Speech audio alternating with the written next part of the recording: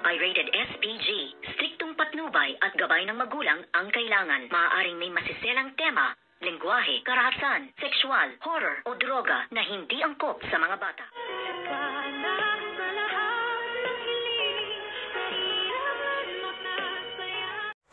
Good evening and welcome sa aking munting channel, at dito na nga ay nakaset up na ang lahat ng plano kung paano nga babarilin itong si Doc Lindon at ipapapatay nga nitong si Moira para nga matapos na ang kanilang problema sa pagkakaalam niya nga ng katotohanan na si Zoe ay hindi anak ni Doc RJ Tanyag at ang kanyang ama ay itong ang si Doc Carlos Benitez. At dito naman ay kinausap nitong si Doc Lindon itong si Miss Lynette Santos at tinanong niya nga kung ano ang sinabi at kung nakapag-usap na nga daw ba sila.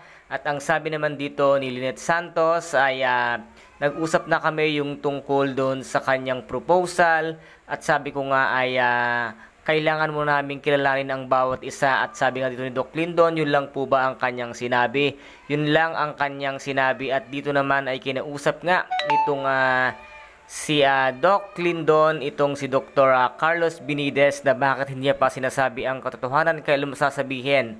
Next week, next month, next year, o kung kailan kasal na kayo at huli na ang lahat? Ano kaya ang mangyayari ngayon dito kay Doc Lindon, dahil nga nakahanda na ang lahat, ang pagbaril sa kanya at nakatutok na nga sa kanya ang silencer. Doc Lindon, sana naman ay hindi ka pa mawala sa eksenang ito, dahil ikaw lang ang may lakas ng loob na sabihin ang katotohanan kung ano ang tunay sa pagkatao nitong ang si Zoe. At dito naman nga ay pilit na tinatawagan nga itong si Zoe si Doc Lindon, ngunit hindi nga ito sumasagot, kaya't ang kanyang tinawagan na ay ang kanyang tatay Carlos.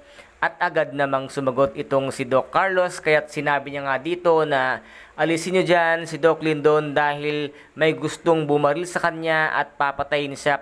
At nagtanong itong si Doc Lindon kung sino ang papatay sa kanya.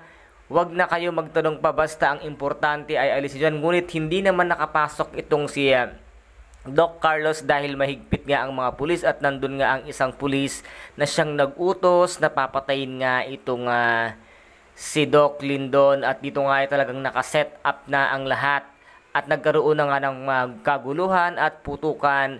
Tinamaan kaya si Doc Lindon, at sino kaya sa kanila ang tinamaan, dahil nga nasa likuran niya itong si Dr. Annalyn Santos? Sino kaya sa kanilang dalawa ang natamaan ng barel? At ano kaya ang gagawin nga dito nitong si Zoe, dahil sabi nga niya dito ni Moira, ginagawa ko lamang ito para sa'yo. Lahat ng ginagawa mo nga kamalian at mga plano mo ay puro palpak dahil nadadamay nga ako.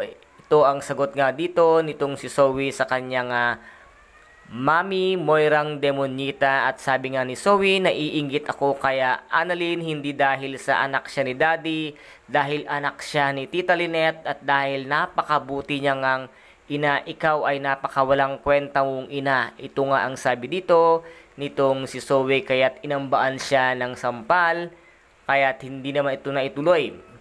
At ito po ang ating pakaaabangan dito nga sa Abot Kamay na Pangarap, na kung saan ay talagang patindi ng patindi ang mga kaganapan.